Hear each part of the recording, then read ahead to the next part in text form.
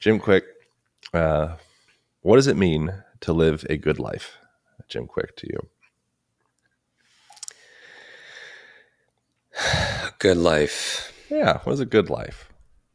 Is it success? Is it accomplishment? Is it relationship? Is it love? Is it a physique, an Adonis-like physique? Is it a big dong? I would say I want to make two people proud. I want to make a good life would be, I want to make the 9-year-old version of myself proud. The one that was struggling and had his head injury and bullied and called broken by a lot of people. And I also want to make the 99-year-old version of me pretty proud too. You know, yeah. I mean, I'm happiest when I get to love, to laugh, to learn, leave something behind, some kind of legacy. What does it mean to make the 9-year-old version of yourself proud? What does that look like? I mean, I think we're best suited to help the person that we once were. And when I was 9 years old, I had a lot of doubt. And this wasn't just 9, this was 9 to 19. A lot of fears, a lot of insecurities, a lot of learning difficulties. So, yeah, I want to make, if I could go hug that kid and just let him know it's going to be okay. That he's going through what he's going through for a reason. And yeah, that would make me happy. And That's you know, and beautiful. for me now, it's just being what I needed to other people. Yeah. That's a very good life. What does it mean to make the 99-year-old self proud? Wow. Okay. So I mean, towards that cycle, let's say I turned 50 this year, so halfway there. I mean, I don't even know where the world's going to be 50 years from now, but yeah, I would want that person to look back, the person that I'm going to be, look back saying that I did the right things more importantly than for the right reasons. Um, and I showed up for myself and I showed up for others. I left it I left it all on the field, in the arena. Hmm. It drives me, buddy. I've been doing what I've been doing for 32 years. This is what I'm here to do. I want to build better, brighter brains. No brain left behind. Help people to redraw the borders and boundaries about what's possible for themselves. Mm. I believe, like, as we go on, that there's a version of ourselves that's patiently waiting somewhere in the future. And I feel like the goal is we show up for ourselves and others until we get to be introduced to that person, we get to meet that person. Hmm. So yeah, I'm excited to have known you for as long as we've known each other. This is a different kind of podcast. We've done a lot of our own podcasts, quite a few hundred of them, and been on a lot of ones. But yeah, it's from how we started off camera with intentions and breathing, and just these conversations are very raw, different because normally I could just kind of go into I could roll out of bed at 3 o'clock in the morning and do this. Yeah. But yeah, Yeah. but I'm glad. Something that I really appreciate you, yeah, being here and acknowledging that and allowing yourself to kind of go a few layers deeper. It's something I really find Well, I great mean, I love you. I love your appreciation for. personal. I love your evolution, Thanks, man. and just to watch so many. There are a lot of people, not just people in general. Sometimes we're the same over time, but yeah, very very very, very thoughtful. Love like your level of acumen. I always respect genius in all different forms. It's the nature of my work, but also the depth and the presence that you have. I'm sure I'm not the only one. I'm sure a lot of people listening could comment on this also as well. That's But really kind. that's why. Well, I enjoy even tuning into your show because I mean, your voice and something about the space that you hold for people is, yeah, it feels like home. Wow, nice, man. I was not anticipating that. I really appreciate that reflection. Um, so I would like to go in a direction of in relation to the brain and brain training and memory and things of the sort. But I think within that, you mentioned the word genius, Hmm. and I feel perhaps a part of the rampant incidence of ADHD and maybe feeling like, oh, I don't have a good memory, or feeling like I have brain fog, or things of the sort, all these kind of like self-limiting beliefs and doubts and stories that we have. I wonder if a part of that could be a person just not tuned in to programming that actually engages their brain and engages their spirit and engages their mind. And it's like if we're operating on kind of like the wrong board, we're not playing the game very well. I wonder if sometimes it's kind of like, I wonder if there's, you do all the nootropics and all the AI and all the interventions, but if you're engaging in some life or lifestyle that's not actually tapping into that internal genius within oneself, uh, I feel like it's going to be a long uphill battle. So is that something that you think about with these conversations around brain training and things of the like? I It's believe that a like lot. getting into like purpose. Where's purpose come into the Yeah. conversation of brain training? All right. Let's unpack this a little bit. Mm-hmm. um, when you talk about programming and lifestyle, so the context. So people learn the content. They say content is king or content is queen. And then I believe context is the kingdom. So content is king, that phrase that we hear a lot. Then I think the context is the kingdom, and that could be our environment, both external and internal. Programming, when you say programming, you mean like the inputs that are. Yeah, yeah. The inputs. Say you say a child that's in a school system where they're kind of being certain. Um, they're being imposed to engage in certain Mhm. activities or studying styles or learning Yep. styles that actually doesn't Yeah. apply to them in the first place, and they're trying to kind of fit this like square block into a circular hole type scenario. It's just going to keep on creating friction and frustration. Yeah. I mean, the world has evolved a lot. Now, however people look at it, perceive it, whether it's good, bad, or indifferent, Hmm. the school system hasn't changed a whole lot compared to the world. I mean, you think about churches starting universities, and it was, a lot of it was based on rote repetition, where the teacher would repeat something, would say a fact, and then the students would repeat it.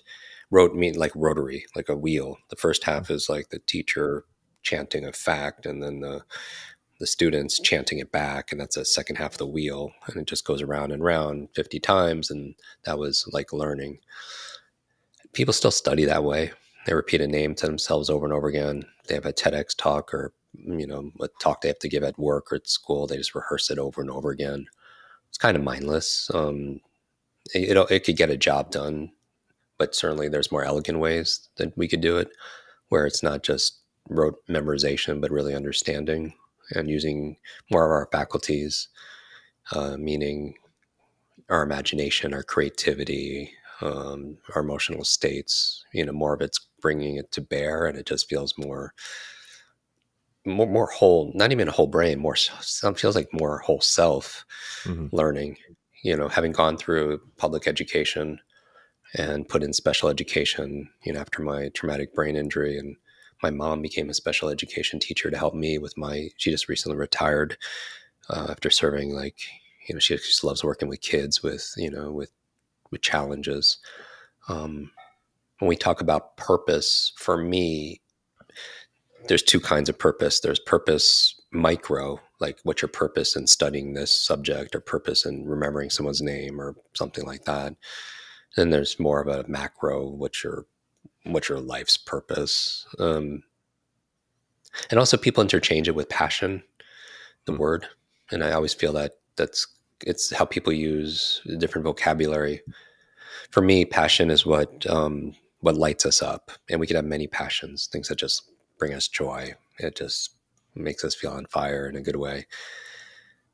And then And for those me, those things I presume would be easier to learn.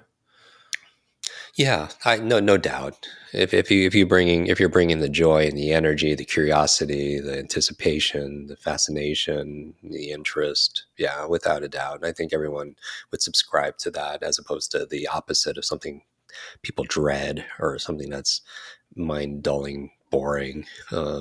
Yeah. Probably not as much. So passion is what lights us up, and I think we're not stuck with just one passion. We could go and be explore, give ourselves a lot of novelty, and see where our mind goes, and our hearts go, kind of where our spirits flow into those activities organically. Um, so passion is what lights you up. For me, purpose is how you use your passion to light somebody else up. Is one way of looking at it. Hmm. So, and it's not right or wrong. For me, it's just is this useful kind of belief system to have, or not useful. For me, it has been, has a lot of utility.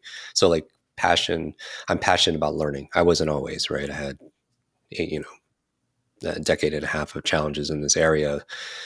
So it wasn't very fun for me. So not very, the opposite of passion. But so if learning lights me up, then teaching people how to learn is how I light other people up. Hmm. This is my purpose. So I'm passionate about learning because it lights me up, and teaching people how to learn lights other people up. And that's where I found, discovered, and developed more of my purpose. Hmm. And I think also we're not regulated to have only one purpose either, you know, because I think we're just multidimensional and context dependent, but that's what keeps me going, even when I'm just deprived of sleep, or you know, just I'm nervous about going on stage because I dealt with some paralyzing phobia, public speaking, because you know, with my learning disabilities, I didn't really know the answer, so I didn't want the spotlight or the, you know, because I just was terrified. Yeah. But finding more of that purpose and being reinforced with stories of people that, you know, were empowered from something we created, then yeah, it just reminds me, and now I do it, and it just flows. So I'm really, it's an interesting year for me. You Hmm. know, I turned 50. We had our first child, birthing this new Limitless expanded book. Um, yeah, and so the world, even when people ask why we updated the book, I was like, well, the world has changed a lot the past few years. You know, AI, post pandemic, you know, work has changed, education has, but also, you know, I feel like I've done a lot of internal changing also. Hmm. So, I want to, so for a person that is more, and I want to get into the specifics around the Limitless book, expanded version, uh, but, and this is within that, how does a person make the jump, cross the gap between rote memorization to creative uh, learning, more of like a creative learning style where you're actually like learning how to learn? How does a person bridge that gap within themselves to be more efficient learners and not just more efficient regurgitators? so yeah, this is a big question, really. Depending on people's outcome, learning for me has to be relevant, right? And one of the challenges in school is students can't see the direct relationship between the content they're consuming and how they're going to apply it in any useful ways. Um, what I would say is the school system really got shaped a lot in this kind of, they needed workers, right? And so it was like just like an assembly line education mirrored the industrial age, where it's one size fits all. People were grouped based on their you know, manufacturing date, and every single person was treated pretty much the same. And we know that people are fundamentally different when it comes to the human brain. People have different forms of intelligence. People used to think that this intelligence was fixed, like your shoe size, that if you take an IQ test when you're 8, that's also your potential when you're 88. They also valued certain intelligences and didn't even recognize the other ones as being as valuable. So Howard Gardner really changed the conversation. Out of Harvard, he created a framework called multiple intelligence theory, Hmm. that we're not regulated to just, I mean, think about standardized tests that you and I took in the States, like SATs. There's only two parts of the test, and this is like the test you take to determine what university you go to, kind of job. I mean, it's like kind of an important uh, part of the education system here. Is there's only two parts. There's reading and math, right? Reading, verbal, and mathematical. And there's so many different forms of intelligence, right? There's interpersonal intelligence, people who are great at connecting with others. There's also intrapersonal intelligence, those who have a self-awareness and understanding of the human psyche and condition. Hmm. Uh, there's also kinesthetic intelligence, which I know you write about and been one of the leaders in the space. The incredible athletes, the martial artists, the dancers, people who just have that kinesthetic expression and control and development, musical intelligence. I mean, it just visual spatial intelligence, the great artists and graphic artists and architects, right? And so they take different forms. Um, what I'm excited about in this new book, just like there's personalized medicine based on your genetics and personalized nutrition based on, let's say, your micro gut biome. People take assessments for that. We created an assessment for personalized learning because I believe after 3 decades of doing this, working with people of all ages and stages consistently, and just always being just, I mean, because you work with clients, we were talking about this before we started recording, and there are a lot of people who profess things or do research at things in a tower that don't necessarily easily apply in the real world. So I feel like you have your finger on the pulse of what's going on. Sometimes, like, for example, and this is not a criticism, like a doctor would stop practicing and they'll just write like 30 books, but Hmm. they haven't seen a patient in real time for a while. And that's a choice. But for me, I wanted to be very pragmatic and practical, and also make it fun, entertaining for the world that we're in today. So going back to this, a personalized learning journey, I recognize after a few decades of doing that, it's not how smart you are, it's how are you smart. See, most people ask the question, how smart my kids are, how smart my team is. But I think the proper question is, how are they smart, or how are you smart? And I created this model, and I call them brain animals. These are cognitive types. It affects the way we think. It affects the way we learn. It affects the way we lead. We hire. We parent.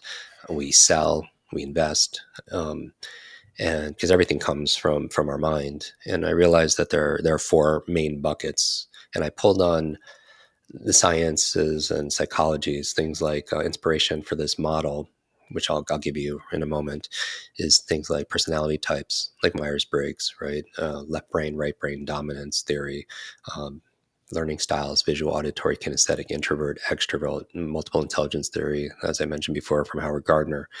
And yeah, people fall in these four categories. And so I call it the brain code because I make everything an acronym, CODE. And I feel like this will be a big takeaway from this conversation with everybody, because the new book is all about momentum, right? People with the original book, it helped people master their mindset, their motivation, and the accelerated learning methods, speed reading, memory, all that. So the new book is all that and more, really focused on the fourth M, which is momentum. How do you create momentum in the new year? We have this kind of escape velocity. Uh, and one of those things is understanding who you are. Even if whether you think this is all a simulation or not, if you've seen The Matrix, when Neo first meets the Oracle in her kitchen, the sign above the door, said, "Know thyself." And I think self-awareness is a superpower that for people to be fulfilled, they need to have the curiosity to know yourself and also the courage to be yourself, which is a Hmm. totally different game. Hmm. Like the curiosity to know yourself. You take assessments, you go to therapy, you do plant medicine, you journal, you meditate, all of that, right? To get to know who you are. And then the other side of it is just being that person. Because I believe the life we live are the lessons we teach, right? But it takes courage to escape other people's orbit of expectations or opinions about us, right?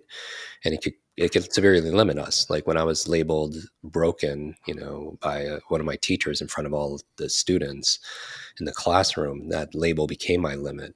And it created these confines that didn't exist before. But then it became my explanatory schema. Every single time I did badly on a test, which was all the time, I would say, oh, because I have the broken brain. Every time I wasn't picked for sports and I was the last one kind of standing, left, it's like, oh, because I'm the broken brain, right? So going back to this, I realized that it's not how smart you are, it's how you're smart. And brain code, CODE, these are the animals. It's kind of like if you ever taken a quiz, like what, I don't know, Game of Thrones character are you, or Harry Potter school you're in, that kind of thing. So the C is the cheetah. And a cheetah is their defining characteristic is they act, right? They have strong intuition, they thrive in fast-paced environments, and they adapt very quickly. Just right, they learn and they want to put it into play, right? They have an idea, automatically implementation. The O in code are your owls, and your owls, their defining characteristic is logic. They love research. They're very studious, facts, figures, formulas, right? So that's their criteria. And even if I just by saying these two animals communicate different. Hmm. They operate different in work, right? They would invest differently. The D in code are your dolphins, and your dolphins are your creative visionaries. They're defined by their imagination, their creativity. They have great pattern recognition, wonderful problem solvers. Sometimes they can see a vision for themselves or the world that other people can't yet see. And I give you famous people, as an example for each of these and career paths that they would choose, but we apply it towards like their reading and their learning. And finally, the E in code are your elephants, and your elephants are defined by empathy, high levels of empathy, high EQ. They love collaboration. They love tribes. They're very loyal and they bring teams together. Very compassionate also as well. So when you think about these four animals, like let's give everyone some kind of like pop culture representations. If you take Friends, right, the TV show Friends, you watch any TV, buddy? Kind You know of. what Friends, but you know what Yeah, Friends no, I've is, seen right? Friends. Yeah, yeah, yeah. All right, I'm not so too good like for Friends. Ross would be the owl, right? Professor, scientist, uh, he reads a lot, all the research. You would take somebody like, let's say Joey would be a cheetah, just acts, doesn't really have to think about it, goes on intuition, and kind of adapts to a situation. You would say Phoebe would be the dolphin, the creative dolphin, right? She expresses herself in song and dance and movement, and let's say Monica would be an elephant. Monica always wants to host, bring everybody together. Um, and so that would be an example. But you could take things like James Bond, right? James Bond is a cheetah, fast acting out in the field, moving, adapting very quickly. M, who is his boss, head of MI6, extremely logical. So she would be an owl. M's right hand, Moneypenny, is the elephant. Bring everyone, the team, right, together. The dolphin would be Q, the one that invented And everything, groups would fancy groups car would and whatnot. probably tend to groups of friends or business relationships or things of the like. That would be something you'd probably be actually seeking out different of these brain archetypes to create like Yeah, a full system. And like an yeah, issue with the scholastic system is it's kind of like prioritizing one specific type of learning when that yeah. actually isn't really a very efficient team at all. Like it's prioritizing the diversity that actually makes a And real like a real whole team, I would imagine. completely, we had our team, which is a few dozen people in different parts of the world, and they all took the assessment, and our customer experience team, 100%, they're elephants. And that makes sense that you would go where your strengths in your element, right? Yeah. Where it allows you to tap into your certain traits. And elephants are incredibly empathetic. They're community builders, right? They're extremely supportive. Our CFO is an owl, right? And it's just data and numbers and stats, and you know, and then I guess we could have a financial officer that's a dolphin, but I don't think you want that person to be too creative, right? Yeah. But That's a cool yeah, thing our to C. have. Yeah, it's a cool thing to have that assessment within yourself. I mean, it's exactly what I wasn't intentionally suggesting in the beginning of kind of being a misfit toy, and Yeah. being like playing on the wrong board and being Mm, frustrated and starting to develop stories of how you're, limited or stupid or whatever the things may be. It's like perhaps you're actually just really perfectly tuned in to something a completely different dynamic. And so tapping into yes. developing a deeper relationship with yourself and, asking yourself those questions and applying like an archetypal model like that and seeing where that fits for you. And I'd imagine a person is probably could be a bit of a blend, like a hybrid, like Mhm. a shapeshifter of sorts as well. Without a But doubt, without a doubt, because of neuroplasticity, we have the ability to learn how to be more rational and more logical, yeah, more creative expressions. Because you don't have these traits, you do them, right? And there's a value system based around it also as well. But you're 100% right. We are not any. We usually have a dominant one, a primary and a secondary. yeah, So the whole chapter explains all the science and the applications of and it has the quiz in there, and then gives you protocol based on it, how to approach your learning, your leading, your mm, living day to day. We put it online too. So if people go to mybrainanimal.com, it's 20 questions, multiple choice, takes 4 minutes to go through. And then you get a map, and then like that plays to your strengths with suggestions on how to use it while you read, remember, cool. hire, communicate. And yeah, but just as we build this out, in people they even communicate different. Like a cheetah, think about speed. Cheetahs tend to get straight to the point. Their speech is concise, is focused. It's action oriented words. They don't really beat around the bush. They're instinctive. They trust their gut feelings. They're very independent, also as well. They problem solve. Around challenges quickly. And owl will be more analytical. So it's going to take a little bit more time to get all those details. They communicate in a very logical sequence, presenting facts and figures and data. A dolphin would use words that are more expressive. That they would speak about the bigger picture. They would talk about future plans, innovative ideas. They would have enthusiasm and passion, excitement around possibilities. Elephants would be more inclusive. They would be validating other people's feelings and the perspectives of others. There would be patient listeners because they'll take time to listen to others, so they feel heard and they feel seen and I valued. I I identify with the gorilla. The gorilla has the one of the largest bodies in the primate world with the smallest genitals. I feel like that Mhm. ends up kind of Well, we augmenting, can make a affecting their category. personality traits. We should. I'll put that into the model and That's the see. expanded version. Expand the beyond limitless. Infinity. What are things that a person ought to be doing to sort out their learning situation? Should we be exercising? Should we be moving? Should we be getting sunlight? Should we be sunning our buttholes? How important is sunning your butthole for expedited learning efficiency? Jim Kwik. No, this is not my wheelhouse. I haven't seen the research on this one, so can't speak intelligently like you and the other guys on this subject. But yeah, everybody wants to know what the magic pill is, but I don't think there's a pill. That there is a process, and finding something that works for you, that you'll do consistently, and that you're willing to explore and not be so rigid. I think as we get more and more rigid, it gets like that rigidity that comes with like when we die. But movement certainly Rigidity is up tends to there. break, sir. What's that? Rigidity tends to break. Yeah, and you don't want to break. You want to bend, right? And we've loved having you on the podcast on our podcast multiple times. in talking about your work and movement, and which is probably the reason we have a brain. The primary reason we have a brain is to control our movement.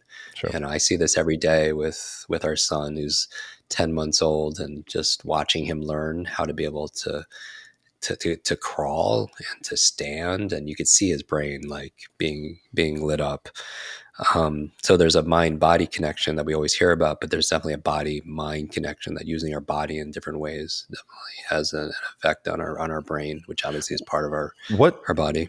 what type of movement is best for learning?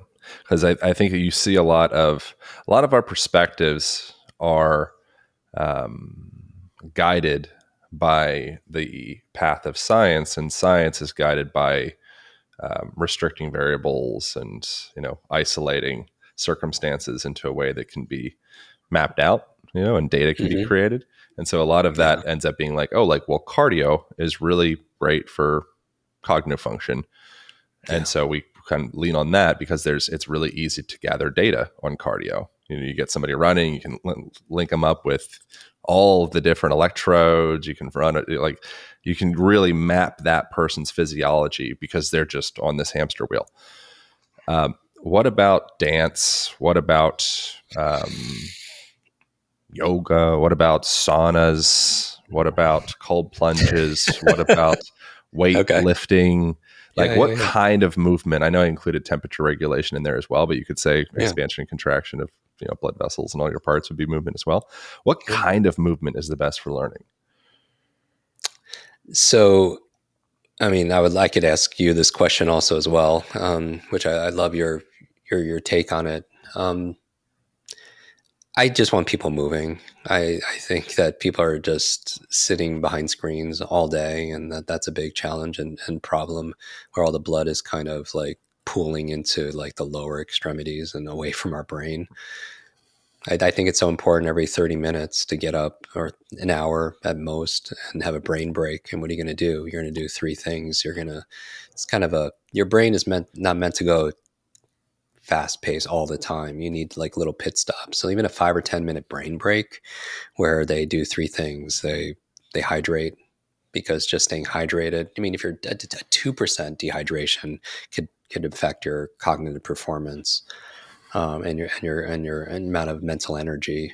Staying hydrated. We had on our podcast Dr. Lisa Mosconi. I don't know if you've had her on. She's a Mm-mm. neuroscientist and a nutritionist.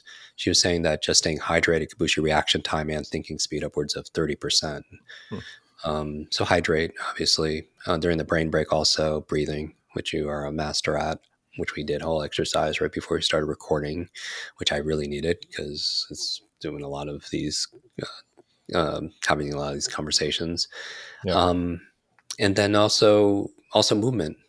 As your body moves, your brain grooves. And I love all the things that you mentioned. I like things that bring my mind into my body. So for the past few years, since the pandemic, been doing a lot of sparring, a lot of That's great. Filipino stick fighting, doing these heaven sixes that challenge me. They're kind of asynchronous, and it forces me to think, because I can't just perform it right away, because it's a certain counts. Yeah. Thai boxing, boxing in general, doing a lot of that. Um, Have you ever seen those Dance, those yeah, those I work with a company called Blaze Pod, and they are these like neurological like reaction, training devices where you like bop different pods and they yeah. light up in different colors and all of that. Have you ever explored any of that? Have you seen much like research or data around that? Do you have any perspectives on, because that's like specific neurologically based Yeah. physical training, but the intention really is like brain training with that. Yeah, and especially if you get, obviously it's because it's incorporated with movement. Supporting. I've used it for a span of time in our old home. We had a nice setup for it, and I could see a boost in reaction time. Or Sure. I'll do something simple like take tennis balls and see how many times I could hit the wall over a certain Yep. period of time, and then I check, do my non-dominant hand and go back. and Yep. Or you and can great thing juggle about all them these against the things. ground as well, left, Hmm. right, cross them up, Hmm. juggling. Yeah, juggling is, there's a study that at Oxford University saying the act of learning how to juggle actually builds more white matter. You actually have a bigger brain. Hmm. And something similar anyone could do. It doesn't have to be like flaming swords or anything fancy. Just like start with socks. I like socks, rolling up socks, because they don't roll like balls. And so like in the beginning, people aren't necessarily that good at it, and they're just get frustrated chasing balls around the room. And then you could do it right over a bed. So then you don't even have to bend down all the way every single time you drop it. But probably maybe it is good that we're bending down and picking it up from the ground. Shout out to Be good for the brain. ground culture. Yeah, but Yeah. it's just learning how to challenge yourself. Or I'll have people move their hands like Tai Chi towards themselves, and then alternate. Like have one go. So if we go like this, right?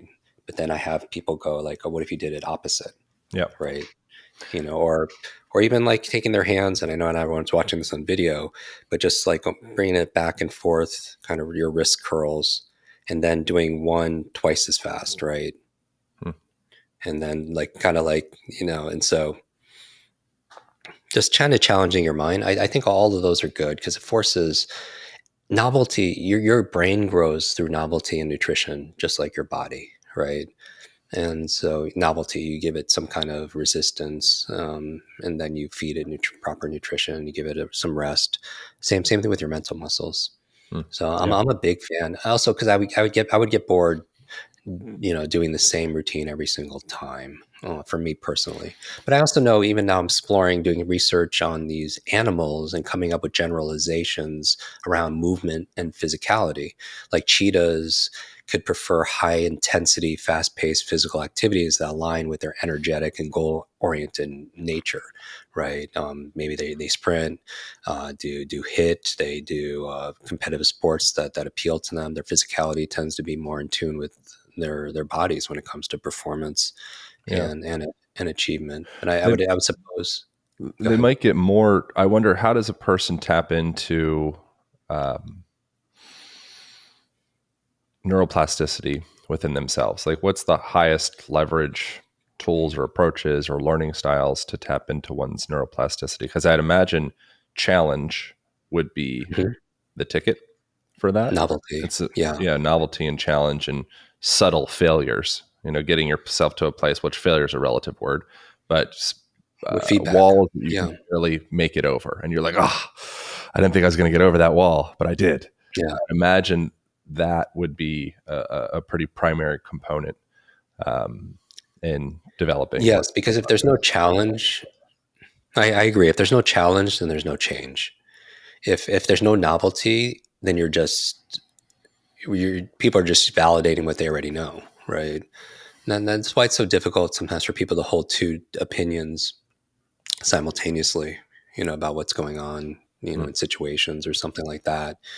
But if we're not stretching ourselves, then there's we don't get that neuroplasticity, that kind of response, yeah, and because we're just validating what we already know, so we're just reinforcing, and there's not plastic. That's just more reinforcement, right? We're it's the just lighting term. up the same neuro The, neural the term network. I've heard for it is the zone of proximal development. Staying in that Mm, zone of proximal development, which is essentially is like just respectfully nudging up against your boundaries. And if you can yeah, be in that place where it's not too far, where you're exploding walls, exploding boundaries, and then you're like, oh my God, you're yeah, disheveled and you feel unsafe and cold and alone, and but you're just like it allows you barely to get kind in. of like getting over them. Yeah, and those are the same access points, to flow states, right? It's Mm-hmm. flow is where you feel your best, you perform your best, you're in that zone, and everybody has different activities that stimulate that.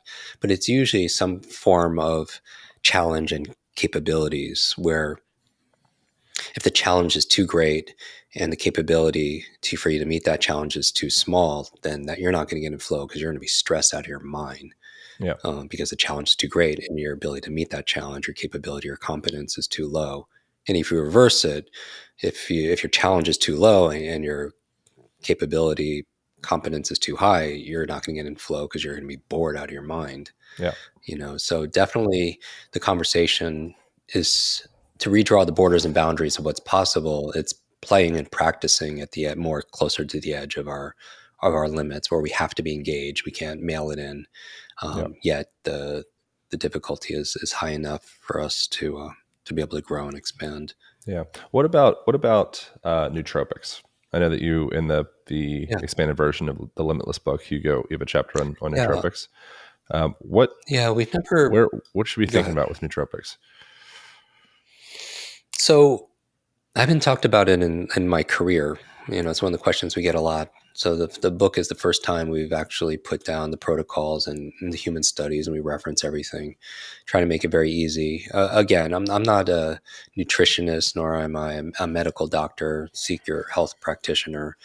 But there's certain basic. We talk about supplements, and then we talk about nootropics. Supplements like creatine, right? Um, so it's found in meat, it's found in fish, plays a crucial role in energy metabolism. A lot of people associate it just to physical workouts, but huge benefit to cognitive function, especially in tasks that require short-term memory and quick thinking. So that's kind of a go-to. When in the past episodes, maybe you can link to the show notes where you and I have spoken. I've talked about different foods because I always prefer people get it personally from food, Yeah. but if they're not getting it from it, so I prefer people get it from their meat and their fish. Another supplement is curcumin, right? But we talked about the food, the turmeric, right? But curcumin, if you're not getting it, it's the active ingredient in turmeric and has anti-inflammatory, antioxidant benefits. Get across potentially the blood-brain barrier. Has been shown to improve cognitive function, particularly in patients with Alzheimer's. I'm very passionate about this because my grandmother passed, as you know, of Alzheimer's, and Hmm. we donate a lot of the proceeds of the book to education and brain research. Mushrooms, lion's mane's kind of my go-to for years. Some people call it a nootropic, but it definitely has. The research says it shows that it has neuroprotective effects, potentially stimulate the synthesis of nerve growth factor, which could enhance cognition by reducing inflammation. So it promotes overall just good brain health. Ginkgo biloba, it's a Chinese herb, supportive of blood flow. Some people look at caffeine as obviously a well-known stimulant, but I combine like caffeine with like L-theanine. I do a lot of green tea more than coffee personally. Just I didn't grow up as a coffee drinker, and that's kind of more my go-to. But Hmm. um, but that combination has been shown to improve reaction time, memory, mental endurance. Hmm. Um, the choline is good if you're not getting it from eggs. Again, I rather people get their nutrients from food, but the choline in eggs is a nutrient also found in soybeans. Also, it plays a vital role in cognitive health. It's a crucial component of acetylcholine, which is a transmitter that supports memory and overall cognitive function. Um, More supplements, your omega 3s, your DHAs. If you're not getting it from fish like salmon or sardines, you might want to supplement with that. The DHA is a structural component of the brain, and it plays a key role in memory and overall brain function. Um, the B vitamins, the magnesium, all critical. But the nootropics are things like I mentioned L-theanine. It's amino acid found in green tea and helps you to be able to promotes relaxation without drowsiness. Um, Bacopa. Have you? I'm curious what you have because you're very sophisticated in this area. Bacopa Hmm. is an Ayurvedic medicine. It's been used for a long time to improve Yeah. cognition and memory. Rhodiola is a Scandinavian herb that is also a popular nootropic. It helps reduce mental fatigue, improve cognitive functions. Is there any nootropic brands or supplements that you align with or you trust that you've like personally felt positive benefit for you without kind of having having to pay a price? Not a financial price, I mean like Um, a price in the sense yeah, of I'm not personally associated with any. We've never promoted a supplement in 30 years in a specific brand, even though a lot of our mutual friends have them. yeah. So I have no affiliation or financial interest in any of them.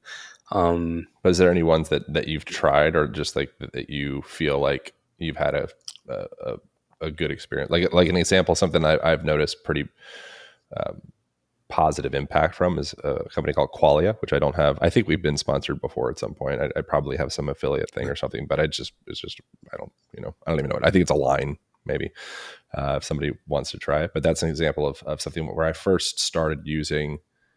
I've used like a lot of different types of nootropics, and that was Hmm. just a kind of like a shotgun approach of nootropic where I like the ingredients on it Yeah. personally, and I actually received effect where I'm like, oh, like I get it. Like it is Yeah. actually a sensation of much improved word recall and just Yeah. like We, ease of thoughts. Almost it felt like your neurons are like lubricated in a way. And there's a lot of different yeah. types of nootropics that can have that effect. I think the best nootropic is like sauna, cold plunge, sunlight, exercise, relationships. Yeah. Like by far, like Yeah. it's not even competition at all. But if you're doing all of Yeah. those other things, then I think then it's like it makes sense maybe to say like, okay, like what else? And in that realm, then I Yeah. think there's certain And that's supplements what that I could be look at it beneficial as. It's kind of the extras, for after sure. that whole idea of like meds RX, M is meditation, E is exercise, D is your diet, S in meds is sleep, and then the R is relationships, Hmm. community, and then the X are all the extras, that you add on to it. Even I know my team is putting up, our supplement regimen in terms of recommendations. We have a site that's launched this on brainnutrition.com, and people could get resources, Oh, and cool. see the studies and everything from there, human studies. The For me, my even in the morning routine, I have this thing. It's interesting. That's like I do it in like 15 minutes is my morning routine, and it's I read years ago that ancient cultures believe, like Babylonians and ancient Greeks, they believe everything was made up of four elements, right? Air, fire, water, earth.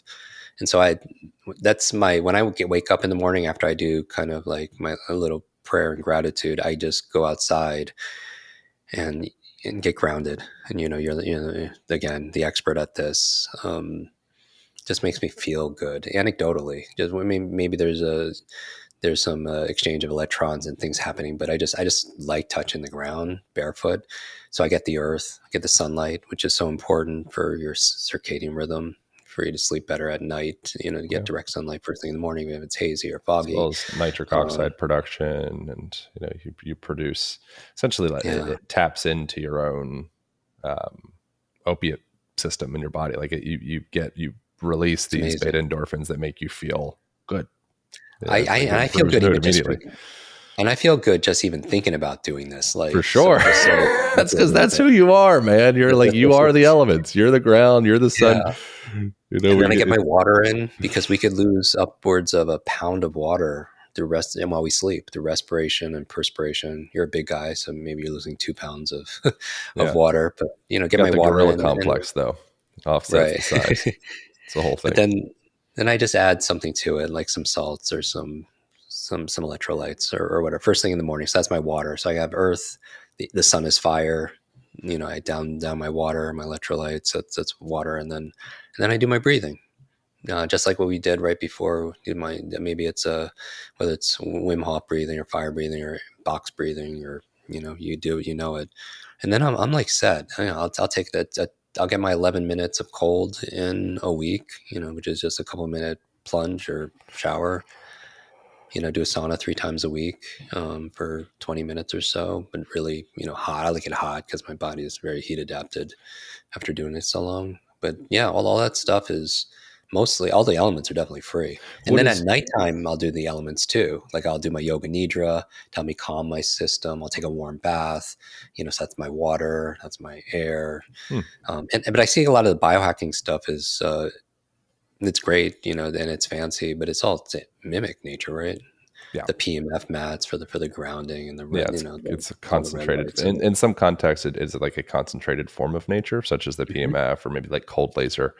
And you're taking specific frequencies of light and you're bringing them together, and Yeah, concentrating them times 1,000x what you would be getting from, just maybe taking a walk in that specific frequency that has specific effects.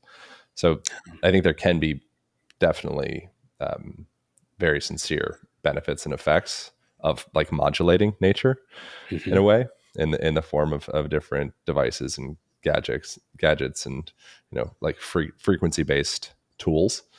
But yeah, ultimately it's like reconfiguring nature, and typically it's in a a less recognizable form to your biology.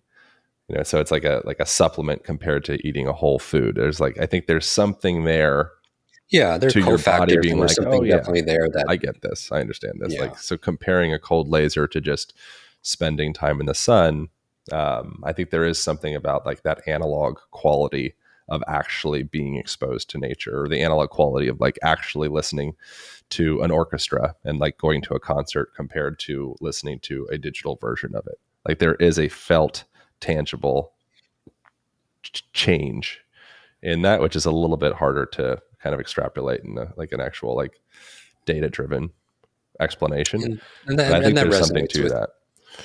that resonates with me. Besides the fact that some of the other stuff could have, the modern technologies also are powered by electricity, and there's EMFs. I mean, but yeah, certainly I would rather than supplement with whatever's in a blueberry, I'd rather just eat the blueberries. And um, but I feel you. All right. Well, we got to wrap up.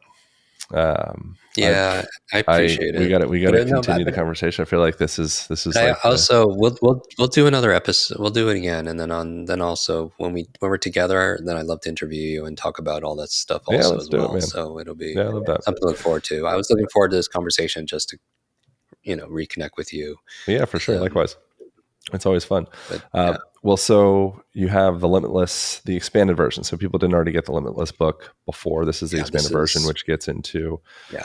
nootropics, gets into utilizing AI to AI, improve gets your into HI, your human intelligence. We talk about learning agility in the workplace. We talk about so much more on top of just the original gold that was in the first edition. But yeah, yeah, people could go to limitlessbook.com, and when they go there, we give them just bonus gifts in terms of brain training, speed reading, memory enhancements. So that way, when the book comes, they're already kind of got the basics of speed reading, memory, focus, so right. they could help them to go through the book. We're donating the proceeds to charity, so I appreciate the support on the book.